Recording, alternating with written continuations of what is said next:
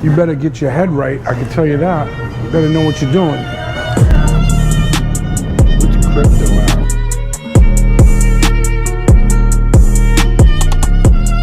Today we're going to discuss how to coordinate multiple VIPs attending the Met Gala in New York City, which is the first Monday of May. Many things happen on that day, including last-minute fittings, makeups, designs, stylists running all over the city.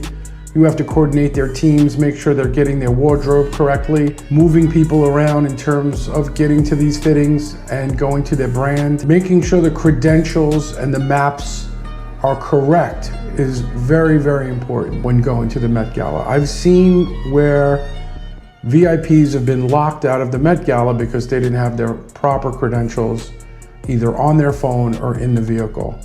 This is crucial. This is not an event that you come to last minute.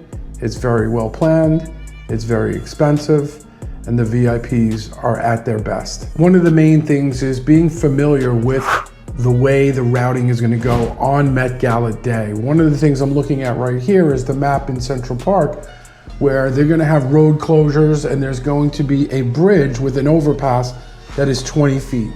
So if one of your guests happens to be traveling in a party bus, you will need to know the height of that party bus to get under that bridge, the overpass, as I would say.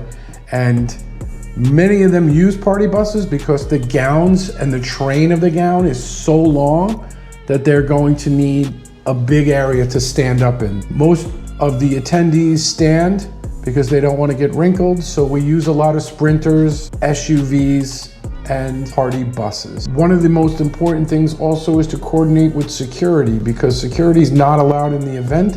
So when you drop off the client at the red carpet, the security will have to jump back in your car to take off. That has to be done within 10 seconds, or you will be screamed at to get out of the way because you're holding up the whole event. Very important to do a dry run as well. The day before or the day of, you need to drive that routing so you can go with confidence knowing that you know where you're going. When you have the A-list person in the car, things start to get a little tense. Security's upticked.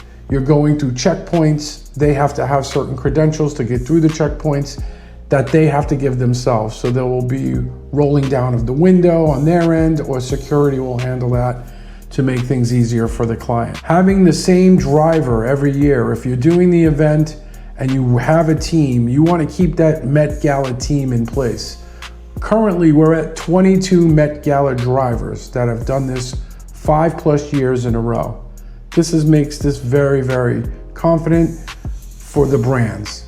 They keep calling Starride Group, Tribeca every year to make sure that they get the drivers that they had before or drivers that they're familiar with. Some of the brands, they're regulars with us. They order cars during the year for their events. So they're very familiar with us, and we get to, at that point, take over that whole job of the logistics. No one bothers us. They don't ask many questions. They leave it all up to us. So we're very confident when we're getting these trips done that everybody's well-versed and ready to go.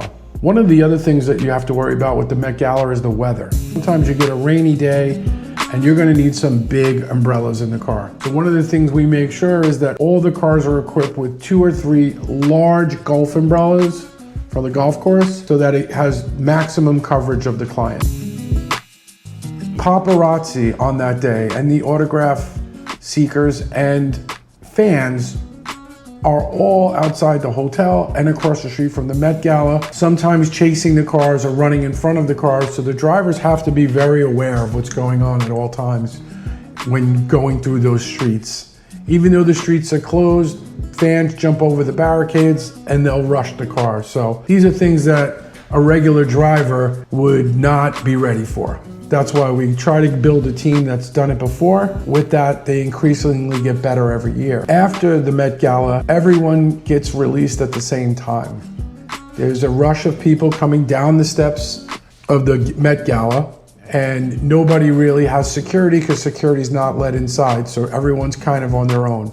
It's pretty wild to see A-list people wandering the streets looking for their driver when they don't have good communications or their security guard with them. It becomes a challenge.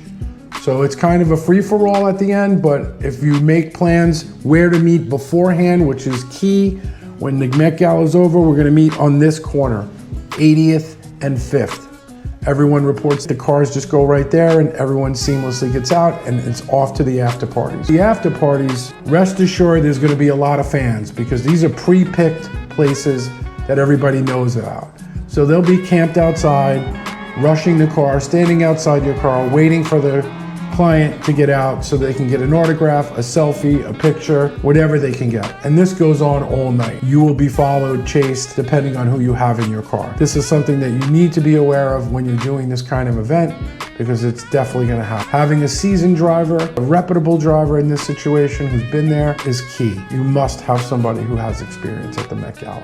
Once the Met Gala is over and everybody's home after the after parties, the driver then gets to go through the car to make sure nothing has been left behind. A lot of times in these situations, phones, pocketbooks, important cameras are left in the car or in the back of the car, sometimes clothing, and those need to be returned at the end of the night. So we always ask the driver to do a clean sweep of the car, make sure nothing has been forgotten, and we're at that point able to send the A-list client back into their hotel or their residence, and it's the end of the Met Gala and the end of the night. It's Monday, Met Gala day. Right now, we have two main guests that are heading that way, and once they're at the Met Gala, we can take a huge sigh of relief to know that everybody's there, they're gonna have fun, and then we have the after party reckoning when everybody comes out and it starts heading into different directions. It should be a great evening. Only problem is the rain has not stopped and will not stop, therefore it's extremely difficult for the drivers to position themselves right close to the door when everybody's trying to get to the same door. So we have guys to walk the clients with big 26-inch umbrellas back and forth to the door of whatever after parties they are. We have people stationed at the after parties, and let's hope that's exactly what's needed here.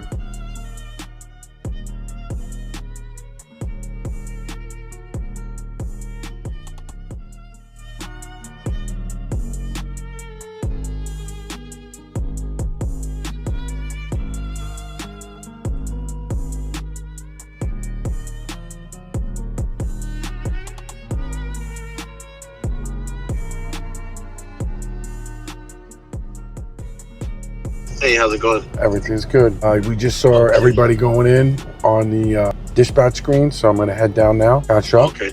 How'd it go today down there in the morning with the rain? It was all right. A little chaotic with the rain and, a little messy, umbrellas and everything, but it went pretty smooth for the most part, with everything. But It helps when you're driving one of the biggest pop stars in the world.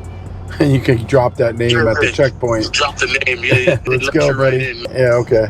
Yeah, well, great job. I mean, as a lead driver, you killed it today. Then the blocking for each other is so key, and like having somebody ahead of you, blocking. Luis was real good with that today. We're leaving out the thing and automatic. He's in the front. He blocked for me to go lead, blocked the traffic. I was able to get out in case anybody was following, any paps or any fans, so we was able to do that. So Luis is always good with that, with the blocking for the paparazzi, the fans, and knowing how to follow, lane change, we're on the highway.